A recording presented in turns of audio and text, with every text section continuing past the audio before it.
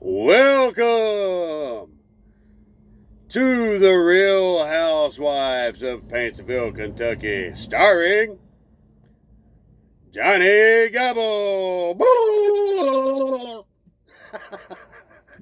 Dude, I seen this shit where you were sitting outside last night in the damn rain talking about ain't nobody gonna come on my property. Ain't nobody coming on my property. I'm out here waiting. I sent my wife and kids out, and I'm sitting out here waiting with this stick. And you got this fucking walking stick that you buy from the flea market. Anybody can buy one. It's not that big of a deal. I've seen a million of them. But you're sitting out there talking about anybody comes on my property. Whoa, hold on. It's not your property. You living in a housing project or some apartments.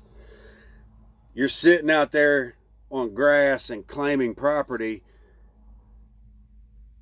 and you don't even cut the grass there because you don't work. You know, the thing about it is, man, is that you're out there like, oh, these people's threatening my life and threatening this, and they're going to come and do this, and you brought all this shit up on yourself, man. You really did, because you started this. Nobody dug you out and started talking shit about you. You started talking shit about people. So you brought all this upon yourself. And the thing about it is, man, that you're like, oh, well, you're not a country boy if you don't do this, and real country boys don't do that. Real country boys don't live in apartments while their old lady pays all the fucking bills, and they sit at home like a housewife and don't go anywhere but sit on the internet and complain and gossip about other people. That's the reality of it. So you're not a real country boy. I've never seen you do anything even remotely country besides have a Paintsville, Kentucky accent. And that's it. Ain't seen you at work, ain't heard of you going to work. I know you posted a picture of something, said you was at work and had on this damn reflective vest and all this shit. That's probably a job you used to have from AWP or something. You probably stole their equipment or didn't return their equipment that they gave to you when you did the job. Or maybe it was community service. But it seems like you're on house arrest or something, man, because you don't ever go anywhere besides going downtown and harassing government officials and shit and complaining, trying to file a complaint and all this shit. Well, who the hell is going to pay for the court date on all these complaints? Because you don't work, man. I mean, taxpayers are responsible for that too. And then you get on YouTube just last week and was bragging, saying you was making $3,000 a month on YouTube, and I guess you've taken that video down. But like 3 other people has called you out on that. And you're like, you don't know how much I make? How can you say that? You said it. You said it. See what I'm saying, man? People that lie,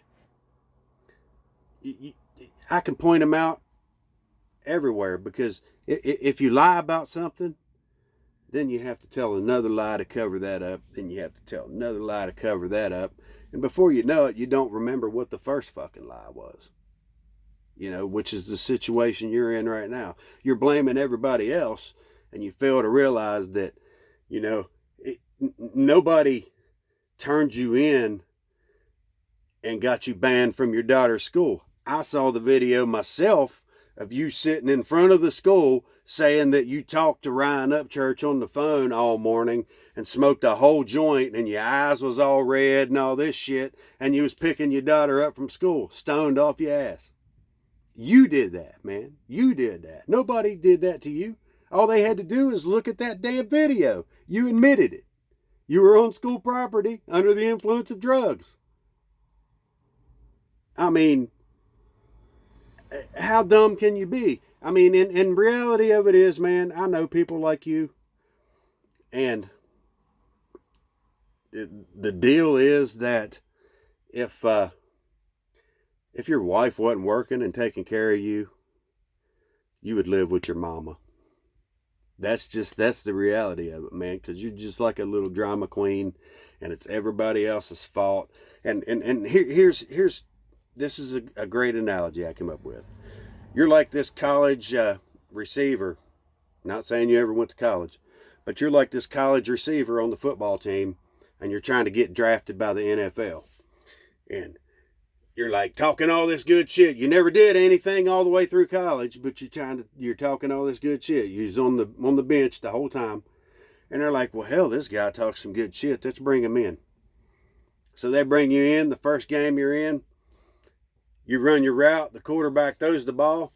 You don't even turn around and try to catch it. It hits you right in the back. And you're like, oh, no, man, I wasn't ready. You got to holler my name. You got to tell me. You got to tell me. And they're like, well, we discussed the play before we even ran it. Oh, no, okay, I need something else. You got to help me out a little bit. So the next play, you run your route. Turn around, the ball hits you right in the helmet. You don't even try to catch it. Oh, man, you threw the damn ball too hard, man. You threw it too fast. And next thing you know, you're cut. You're out of here. That's how your YouTube thing's going to be, man. You sit here and scream wolf and all this bullshit so much and so much and so much. People are just going to say, fuck you, man, and they're not going to have anything to do with you. And I'm not subscribed to you. But I watch your bullshit because it's entertaining. It's kind of funny, the dumb shit that you say. But, I mean, that's about all I got for this.